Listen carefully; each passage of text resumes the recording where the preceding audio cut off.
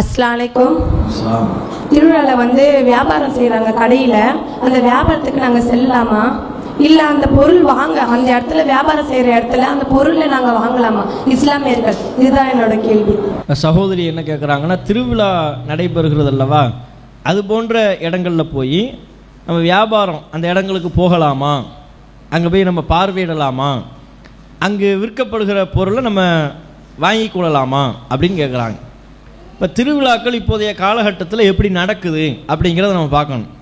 அது முஸ்லீம்கள் நடத்துகிற திருவிழாவாக இருந்தாலும், முஸ்லீம்கள் எந்த தர்காக்களின் பேரால் திருவிழாக்கள் நடத்துகிறாங்கல்ல, அப்படியான திருவிழாக்களாக இருந்தாலும், முஸ்லீம் அல்லாத பிற மக்கள் நடத்தக்கூடிய திருவிழாக்களாக இருந்தாலும் பெரும்பாலும் எப்படி நடைபெறுகிறது அப்படின்னு சொன்னால், மார்க்கத்திற்கு முரணான பல்வேறு விதமான செயல்பாடுகள் அங்கே நடக்குது.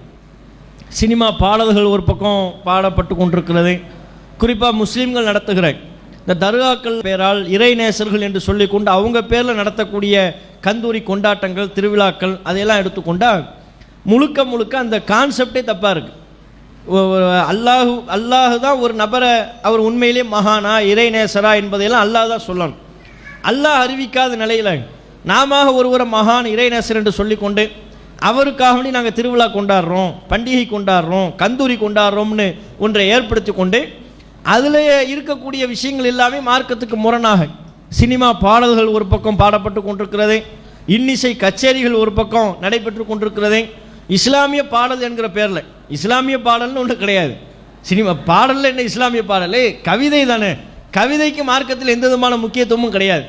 அப்போ இஸ்லாமிய பாடல் அப்படின்னு சொல்லுவாங்க. அந்த பாடலில் உள்ள எல்லாமே இஸ்லாத்துக்கு ஆப்போசிட்டாக இருக்கும். நாகூர் ஹனீஃபா படித்த பாடலை தான் இஸ்லாமிய பாடலுங்குவாங்க. அந்த நாகூர் ஹனீஃபா எப்படிலாம் பாட்டு படிச்சிருக்கிறாரு? நம்மனை விரட்ட மருந்துண்டு நாகூர் தர்காவிலே. நம்மன்னா என்னது? நோய், பல்வேறு விதமான துன்பங்கள், அதையெல்லாம் விரட்டுவதற்கு எங்கே மருந்து இருக்காங்க? ஆஸ்பத்திரியில் மருந்து இருக்குன்னு சொன்னால் கூட பிரச்சனை இல்லை. நாகூர் தர்காவில் மருந்து இருக்கு, எல்லாம் நாகூர் தர்காவுக்கு வாங்க இப்படின்னு பாட்டு படிக்கிறாரு. அந்த பாட்டை என்னன்னு சொல்றாங்க? இஸ்லாமிய பாடல். நாகூர் தர்காவுக்கு வாங்க அப்படின்னு சொல்லக்கூடிய பாடல் எப்படி இஸ்லாமிய பாடலாக இருக்க முடியும்?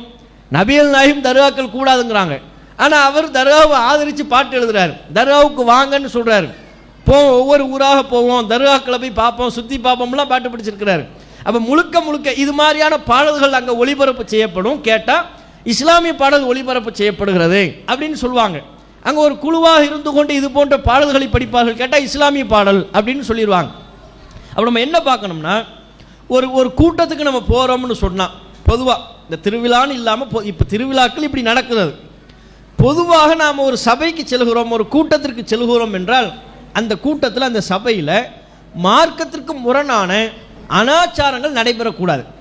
இஸ்லாமிய மார்க்கம் நமக்கு சொல்லி தந்திருக்கக்கூடிய ஒழுங்குமுறைகளுக்கு மாற்றமான நிகழ்வுகள் அங்கே இருக்கக்கூடாது.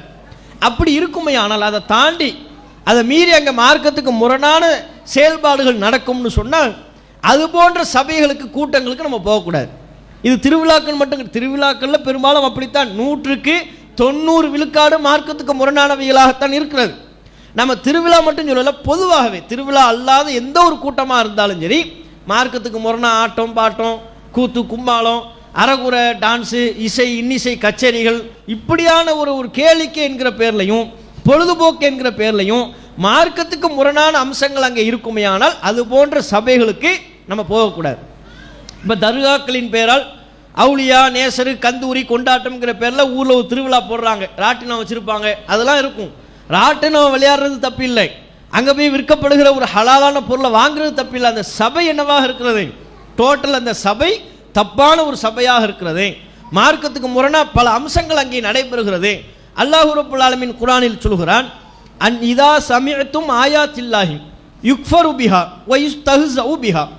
அல்லாஹ்வின் வசனங்கள் கேலி செய்யப்படுவதை நீங்கள் செவியுற்றால், இறை வசனங்கள் மீறப்படுவதை நீங்கள் செவியுற்றால், ஃபலா தகுது மாஹும், அவர்களோடு நீங்கள் அமராதீர்கள்.